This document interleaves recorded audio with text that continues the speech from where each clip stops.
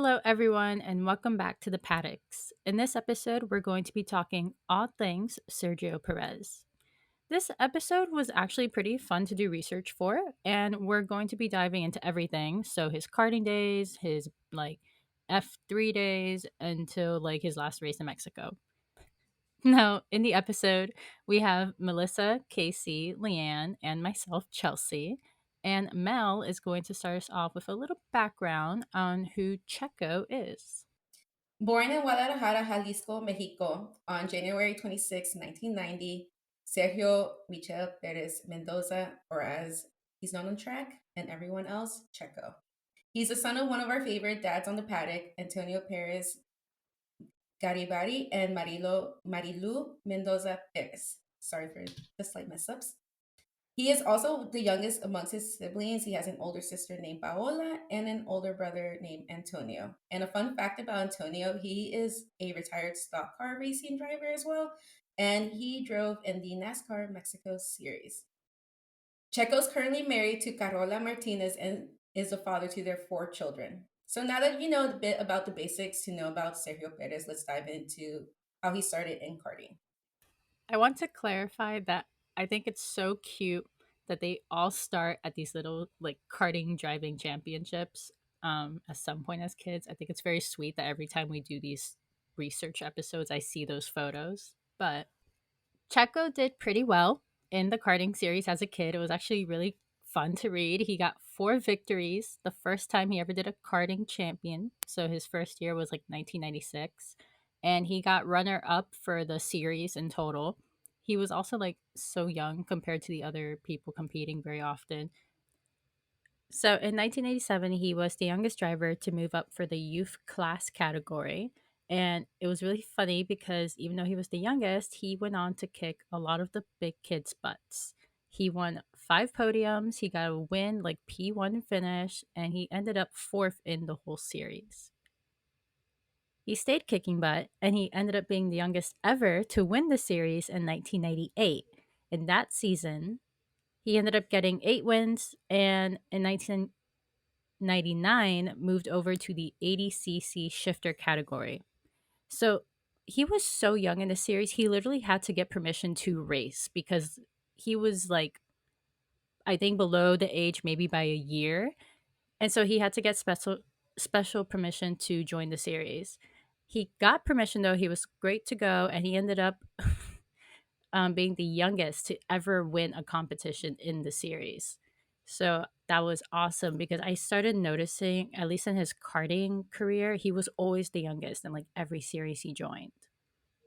In 2000, he did it again, and getting permission again was able to move up to the 125cc.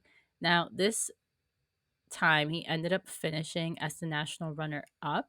He was only behind a few points. And by 2003, he was already leading in the series with two different championships. So the 125cc series was the car he was driving. And then he was in two separate championships for this. And he was leading in both of them. But sadly, he did have to withdraw halfway through the championship. There was only 7 races left, but when I was doing the research, I couldn't find out why his family withdrew, so not really sure. He did end up making a comeback though, and he ended up competing in this series called an Easy Kart 125 Shootout. And it was really cool because he was competing against drivers from all around the world. It was not just central or a specific area. And he won the race.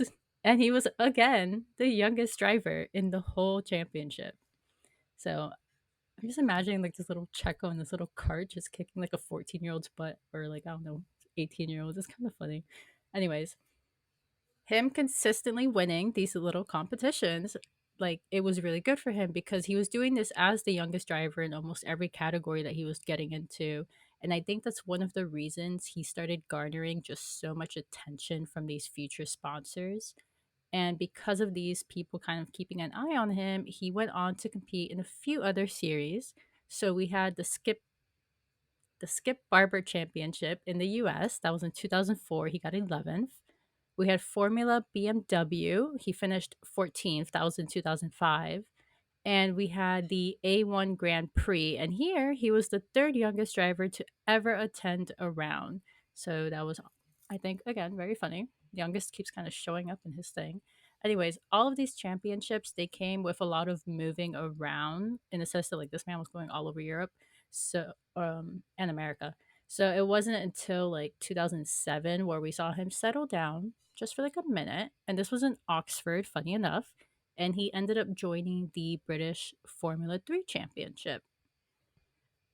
Now, in the Formula 3 Championship, this was 2007, and here we saw Checo compete in the national class, which was basically a series for older chassis. And he was competing with the T Sport team. So he ended up doing really well, like super well in the series. He won the championship by this like really nice solid margin. I think it was like almost 8 or 10 points. And he was winning like two-thirds of the races.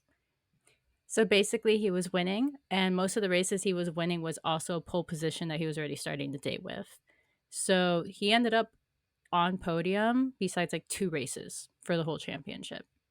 He almost did that again in 2008. Like the beginning of the season was going super well, and then suddenly mid-season, his lead just like started declining until he basically finished in fourth place, which was obviously a few steps down from last season. But the team was also using a new engine. They were like a different brand from the year prior. So, that could have been a cause for change. Didn't have to be the driver. But he ended up moving on and he started to race in GP2, which KC did the research on.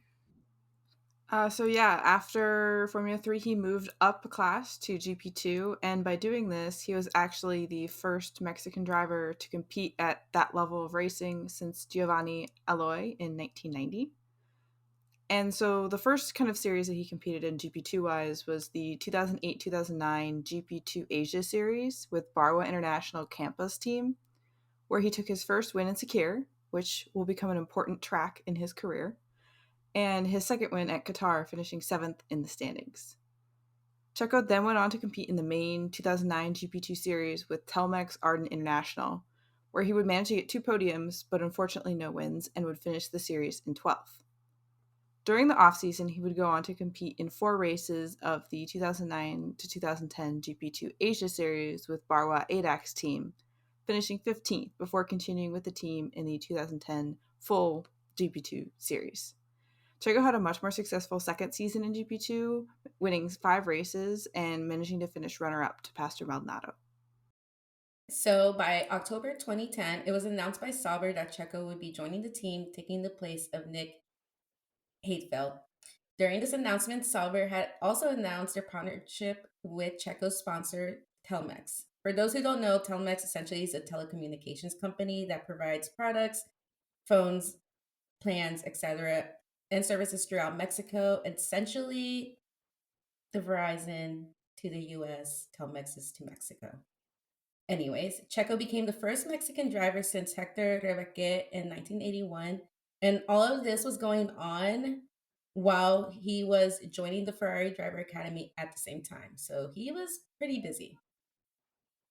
In his first F1 race in Australia, Checo finished in seventh place, and this had impressed a lot of viewers because he was the only driver who had used a one-stop strategy for the pit stops. Unfortunately, Checo and his teammate were later disqualified for some technical regulation infringements. Sad days, but it goes on.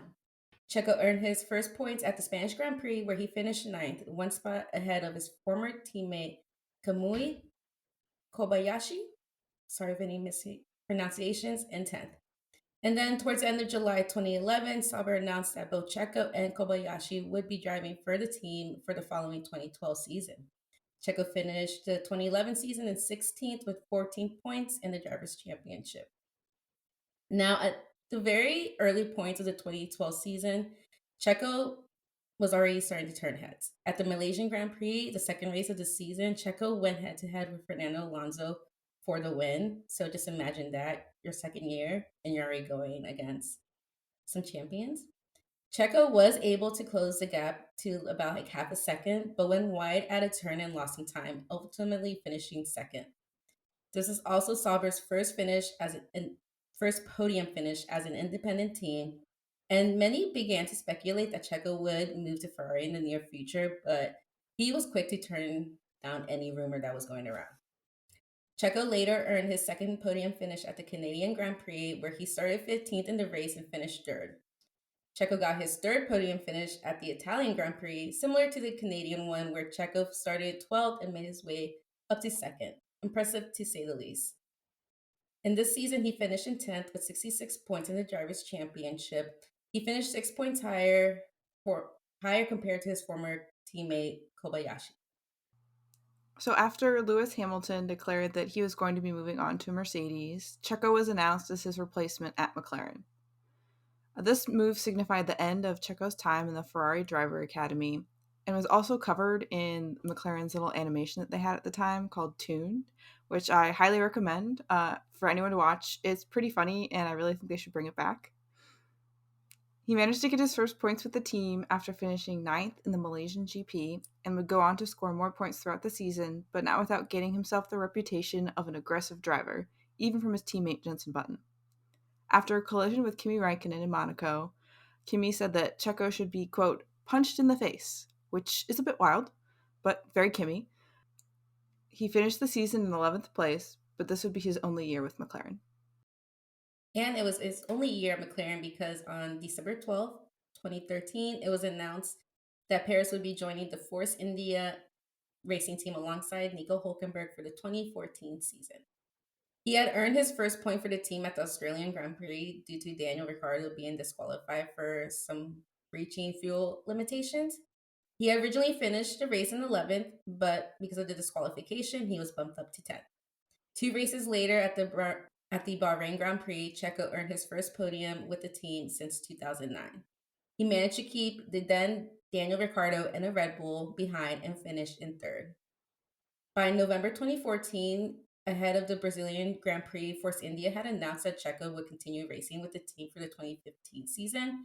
However, Checo didn't confirm and say that they were still going through some contract negotiations. So, interesting little drama there. But it was later confirmed in December at the Abu Dhabi Grand Prix that Checo would stay with the team until the end of the 2016 season. Checo finished the season in 10th place with 59 points in the Drivers' Championship. And by the 2015 season, Checo managed to achieve one podium finish at the Russian Grand Prix. During the season, Checo managed to finish in the top five spots in the Belgium, US, and Abu Dhabi Grand Prix. Checo finished the season in general in ninth with 78 points in the Drivers' Championship this season. Unfortunately, in 2016, he didn't have a great start. Long story short, the then VJM09 for Force India was just not up to par with the rest of the grid. At the Monaco Grand Prix, Checo did manage a podium finish in the wet weather, finishing in third. And at the European Grand Prix, he had achieved another third place finish after receiving a gearbox penalty from a crash during the free practice sessions. Essentially, at this race, he started from seventh and was able to work his way up the grid literally up to the last lap. And then he finished the season in seventh place with 101 points in the Drivers' Championship. And going off of what Melissa said, you would think he would keep jumping up in the Drivers' Championship, but I don't have that news for you going forward. In 2017, we saw Ocon join the team as Checo's partner, Esteban Ocon. And while Checo did really well, and I mean, he even like maintained a streak. I think he had 17-point finishes, and it was going super fun. It was mucked up. He had a crash in Monaco with Daniel Kvyat, and a couple of moments after of I'm going to say disagreements with just like his own teammate. In Canada, he just wouldn't let Ocon go through, which almost caused an accident. And then in Baku, they actually did crash into one another because Checo was trying to get P1 and Ocon was just trying to go through. It didn't work out. I think this just messed up like his whole mojo because he was not as consistent after the fact and ended up finishing the season in seventh. So just like in 2016, except this time 100 points. He was missing 1 point. So not great. Now, 2018, if you were like watching Formula One 2018, or if like you just watched Drive to Survive, you probably know about this. It was a little complicated, to put it simply, even though none of it was really simple.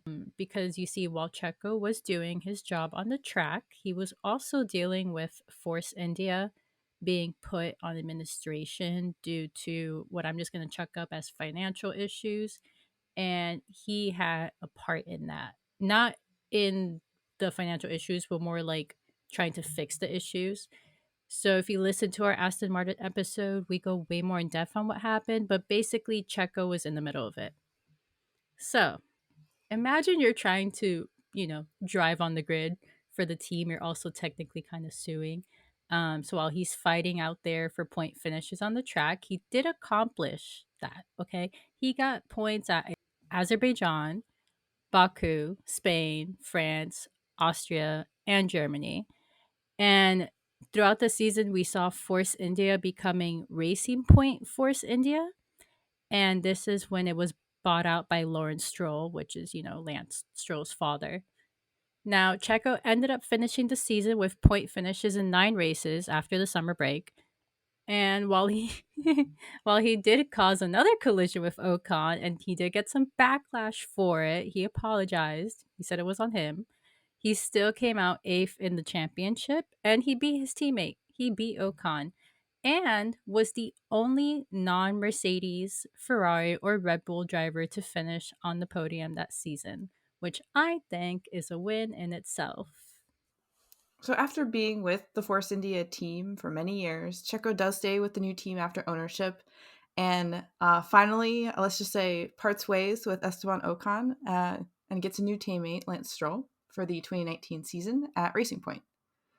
So the car development had been kind of disrupted by the many legal and administrative issues the past year.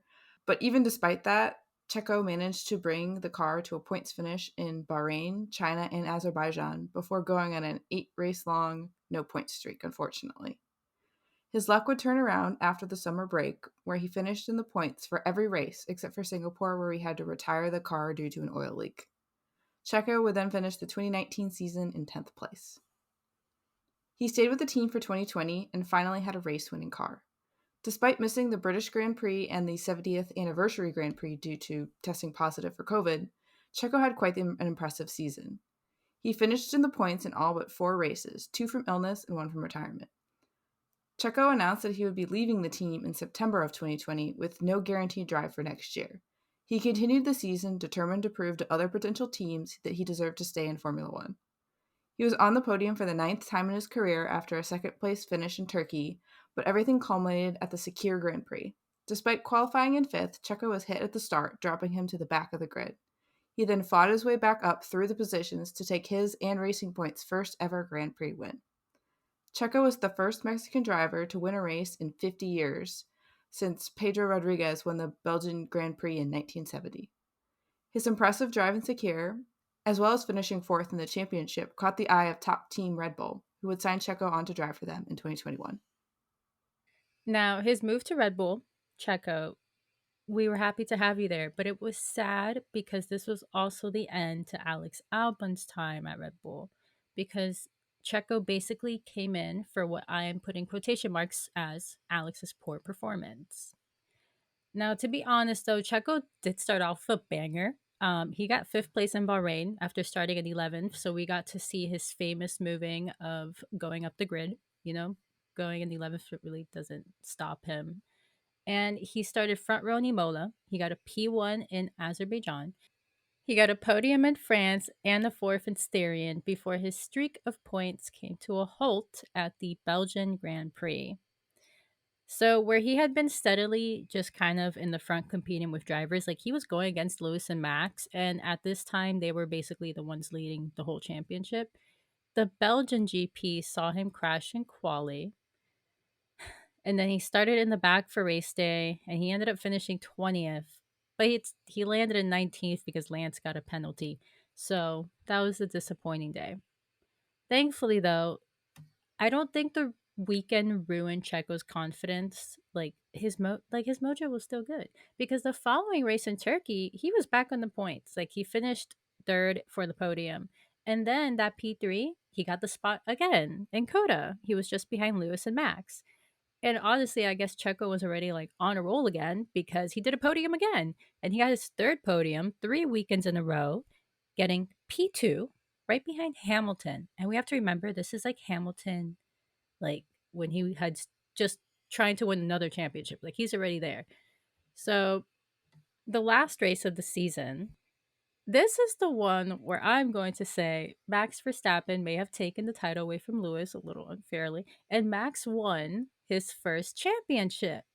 But this is what I really liked about this race because since we're talking about Checo now, this is where we really saw like a true Checo and Max partnership moment because this is where the Minister of Defense truly came out and Max was able to beat Lewis with the help of his teammate by a mere 7-second gap. So while Checo did end up retiring from the race, like he didn't even finish this race, because he had engine problems. He helped Max like win. He was able to defend Lewis, or I'm sorry, yeah, to defend from Lewis. So I thought it was really nice that after the race, Max was still quick to thank Checo for his work and said it's very rare to have a teammate like that. He was a real team player, and I really hope we can continue this for a long time. This season was the best Checo had ever had in the Drivers' Championship since he had joined Formula One, and he ended the season in P4 with 190 points. So that was a good one. Now, because of the last season, we had high expectations for Checo. You know, at least if you're going based off the results we just saw in 2021. And I think he really pulled through for fans. In hindsight, he accomplished so many things in a single season of F1. He got his first pole position in Saudi, the first Mexican to ever do so in Formula One. His contract got re signed until the end of the 2024 season, which we will talk about. And he had his best season ever in Formula One. Like, I know I just said that, but the guy just kept doing better. So, you know what? Best season again. Because let's go over just all these big wins real quick. He had a podium in Australia, a P1 finish in Monaco. This is when he got re signed, by the way. It was like that weekend. He got a podium in Silverstone, another P1 finish in Singapore, a podium in Mexico, and then this was the best part for Red Bull. They had a 1-2 finish for 5 races: Imola, Spain, Azerbaijan, Belgium, and Japan. And I want to clarify, Checo almost got it a couple times, but he did not. Anyways, the final race of the season in Abu Dhabi, this is where it's a little sad. We saw him fighting for second place in the championship with Charles. He was tied at 280 points. But due to some fighting on the track with drivers, like this man was fighting with everyone this race. He was fighting with Vettel, Alonso, Lewis. He basically just lost like valuable seconds, ending the race 1.4 seconds behind Charles and in P3 for the Abu Dhabi Grand Prix. So, what did this do? He ended up ending the season third in the Drivers' Championship with 305 points. But you know what, Checo? That's great. That's Miami. That's okay. 305. You're great. He is doing well, I think, this season. He's hit a bit of like, I don't know, bump in the road. But generally, like, he was doing pretty well. Yeah, I think like he started off pretty strong. He got some wins in, and then I don't know what happened. I think he might have gotten into his head this year a little bit. And like once you get in that kind of rut, it's really hard to like dig yourself out of it, especially when it keeps happening and it like keeps going down and down and down, like spiraling basically. Just last week, crashing out turn 1 in your home Grand Prix has got to like mentally be awful. Like I really feel bad for him. Hopefully in like the remaining, like the season's almost over, which is crazy. Can't believe that. But hopefully in the next, couple races, Checo can come back into his form from the beginning of the season. And, podiums and a little bit better, but there's just so many rumors going around. It's like silly season dropped like 3 months late. So lots happening. Has Checo's contract been because I know there's like a lot of talk like Danny's gonna take it, Yuki's gonna take it. What's that guy's name that was in the race for a few? What's his name? Yeah, Liam? thank you. Liam's gonna take it. I was about to say Lewis, maybe. Anyways, all these people are gonna take Checo's seat. That has got to suck to read that every time you get on basically any social media from Thursday to Sunday. With management also not exactly like supporting you in the best way they And could it's not through all only of this. management, but it's just people But outside of the Formula One team. Not to name any names, but we all know the big name that we're all talking about. He who must not be named is not the nicest person, which sucks because I really thought that he was going to be fighting for that championship title this year, and I was really looking forward to that fight because I remember it just got to the point where I accepted that Red Bull dominance, but I was just like, if it has to be one of the two, I would prefer Checo, someone different. He's Latino for the people.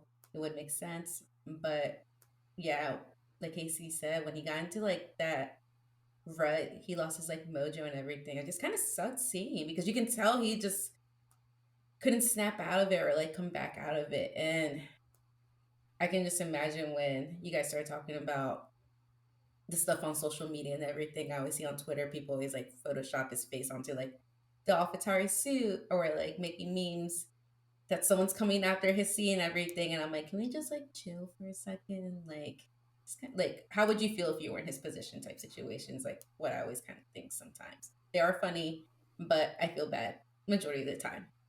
I think the problem was there was like a certain point where we really did think that he was competing with Max. Like we really did have I mean, he got he got two first places early on in the season. If I'm not wrong, I think it was Saudi and Azerbaijan. I think. And so we saw that happen. We were like, oh yeah, he's gonna compete with Max. It's gonna be like Checo or Max. And then suddenly we were just like, oh my god, is Lewis about to pass like Checo now? Because they're only 20 points apart, you know? And it sucks that he went from like almost top of his game to the poor man is almost weekly now saying like I'm working on my mental health. And it's like, baby, I hope you are. Because what the hell? I think it was Miami I where think it like I was think he was on too. pole and Max just zooming by him like you're in the same car like that's gotta hurt. I think that's where he was like, oh wow, he could feel like the championship kind of falling away at that point. And to think that if Lewis hadn't been disqualified in Texas, they would be like even on points right now Yeah. with 3 races to go. And then I believe, yeah, Brazil's a sprint race, so that's like an extra chance to get just a couple points, which at this point I think is what it's going to come down to for P2. Is that I think it's going to be pretty close between Lewis and Checo, almost like last year too, because it came down to the final race. Abu Dhabi was the first F1 race I ever watched, so it's crazy that P2 for like the second year in a row is going to probably come down to that last race. I think it is too. And I think it's just going to come down to as well like strategy within the Red Bull team because we know in the last few races last year there were some strategies that weren't going along with Checo's favor to help him out in the championship to maintain or to like get above Charles for that P2 spot. Because I remember hearing some radios that were like, "Come on, like think about the championship and everything like that," and it's like he doesn't get like that support anywhere. So I can just imagine because he's one hell of a driver. It's just something's not clicking right now because seeing him like start from like the back or wherever in the midfield and just like kind of mosey his way all the way to the top or like to the podium, it's fun to watch. He knows what he's doing. It's just something's just not there. I think part of it is his driving style isn't, it's different. It's very different than Max's. And if the car is, because Max is doing really well, if it's kind of geared more towards his driving style, if your driving style is not like that, it's just going to be harder because then you have to like overcome just the way the car is to drive it better. So if it's not like just naturally more like what Checo would like, I feel like it's just harder to drive. And that's got to be like an added difficulty, to just driving a Formula One car. Yeah, I think the car is definitely made geared towards Max, which I get because If you look at his points, I would probably do it too as a principal, but it does suck seeing the result on Checo. But I am hoping for a better season. I feel like Abu Dhabi, there's something about the track in him that he doesn't seem to really do bad on it. So maybe that could be the weekend that saves his ass against Lewis, because I really do think it's going to be another like Charles situation where it's like maybe a point off. I don't know. I think it's crazy though. I mean, at least he's fighting with Lewis. That's someone to be proud of fighting with in the points. Although Lewis's seat is way more secure. Oh yeah, he just resigned. Yeah, I think Does anyone know about like those points with the Danny thing? I don't understand that. What do you mean the points with the Danny? Or not Danny, I'm sorry, with Max. So like he has to like not be as far apart in so many points, or it's like a yeah, it's like a certain contract amount of thing and they can points I've fire him read that faster. like it's like a little like exit clause type thing that they have within Checo's contract where it's like he can't Yeah. surpass like X amount of points because then that's when like his seat's at risk, which is wild to me. Yeah, it's Well, we don't yeah, know for sure because it's like also they all don't rumors. release Yeah, their but it's so contracts to the wild to think public. that like that But could be because it's at the yeah. same time. Like I'm just like, where do you guys get this information? People that work at the arena, I'm guessing, and just listening. If I worked at one of those things, like I'd be nosy. Yeah, I think it's if he was like 150 points off of max, like below max. But I mean, I know Red Bull's like they want a 1-2 in the championship so bad. They've never done it, even though they've won, 7 like drivers championships and several constructors. They've never gotten like that 1-2 in the championship standing, so they really really don't want to lose it. Because like Checo, you know, has been really close to it. So they just a little bit more, just a couple more points, and hopefully like he can clinch that one too. I think if he does that, it will definitely, I feel, make his seat potentially a little bit more secure if he can get that like Or at least second put up place. more of a fight, not get DNF right at the first turn or a few laps in. Don't hate me, Checo fans, but I hate when that happens too because it sucks to see a driver get knocked out like that at a home race. That was heartbreaking. It was almost Charles level bad luck at a home race. Okay, so I calculated this. He's 251 points behind Max right now. So Max has 491 points. Sergio Perez has 240. Max is Uh, just on a different planet. I don't know what that clause is, but I think we should just void it because it's not fair right now. Okay, I it's just not agree. fair. We're just gonna.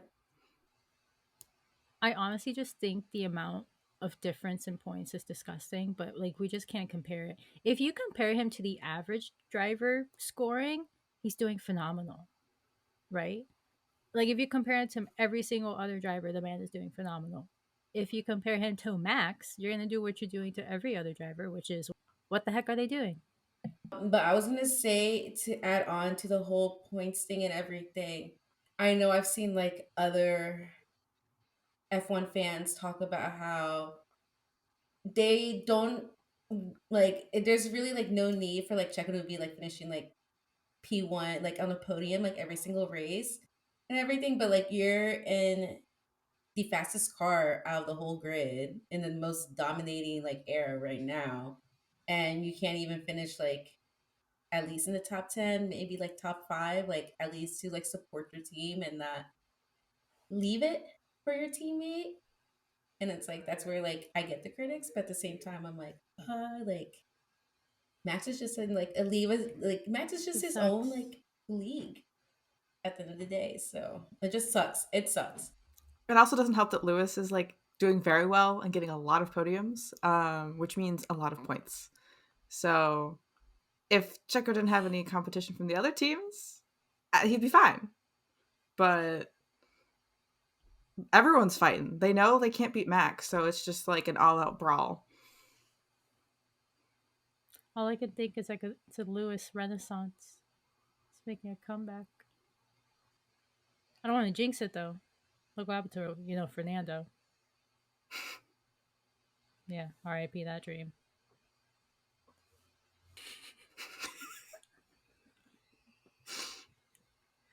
No, but I don't know.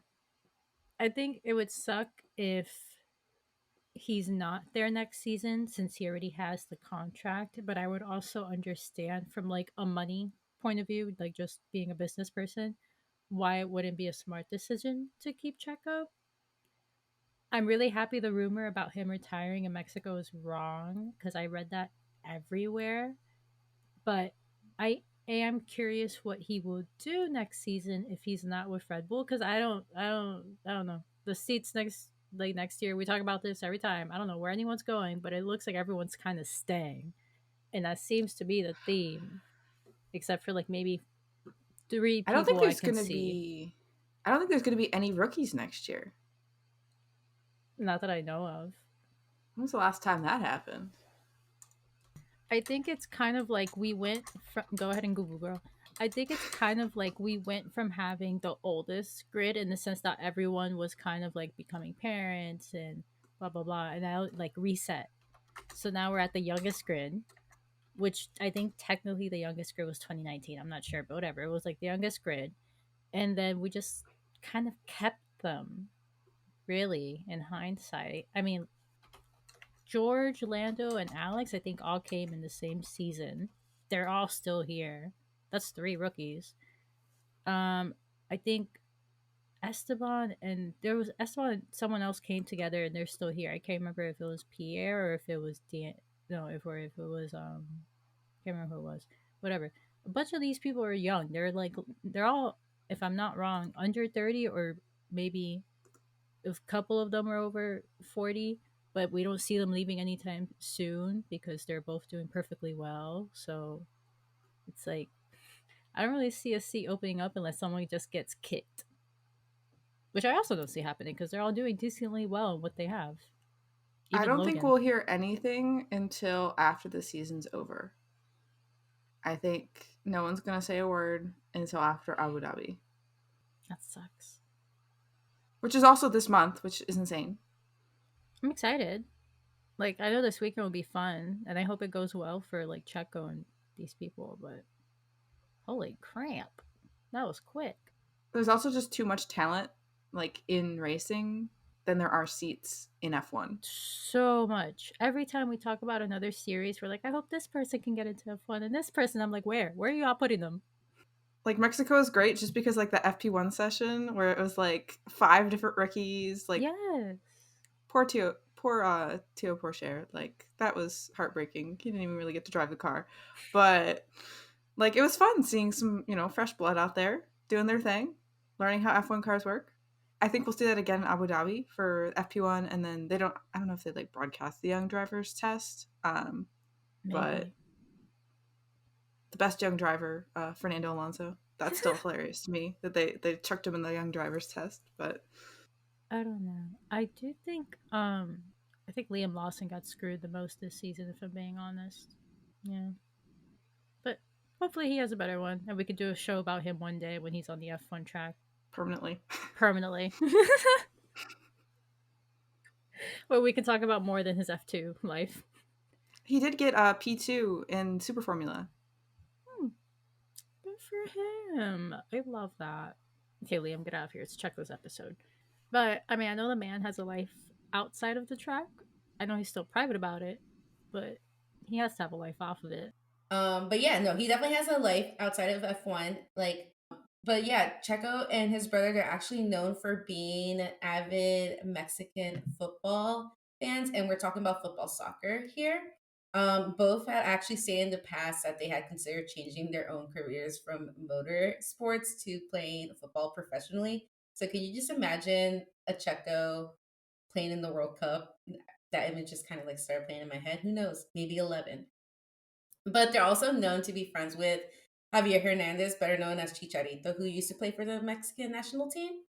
And also, during a different interview with the Formula One official website, Checo himself had even said he would become a lawyer if he did not follow a career in driving, which I thought that was kind of cool. To find out, I like finding out like little interesting facts of like stuff that drivers are like into and everything. And amongst research, I learned that he also created a foundation a few years ago when was it? In 2012, he unveiled the Checo Perez Foundation to support orphans and children with cancer. Special place in my heart when people do stuff like that. And his sister Paola actually is the foundation's president. So I love that's like a whole family affair, and it does well in the world. So, and a much needed country for a much needed population. So I thought that was kind of neat. He would be a soccer player, lawyer. He has his little foundation. We love to see it. Honestly, him wanting to be a lawyer makes sense to me because of the whole racing point thing. But we are going to be closing out the episode, and I had to go with a quote that I saw on the Formula One website. So this is official. You can go on there, and when you look up Checo's biography, this is the first line. He's the fighter with a gentle touch from the land of the lucha libre. Sir, why do we have to bring lucha libre into it? Talk about nacho libre. Anyways, thanks for coming to the episode.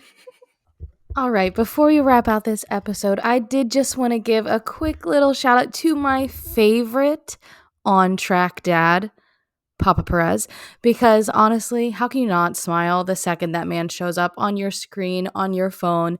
The F1 socials and cam ops love to show him, and I appreciate it because it makes, the sad things that happened to Checo this season a little bit brighter. What's your favorite Sergio moment in his career so far?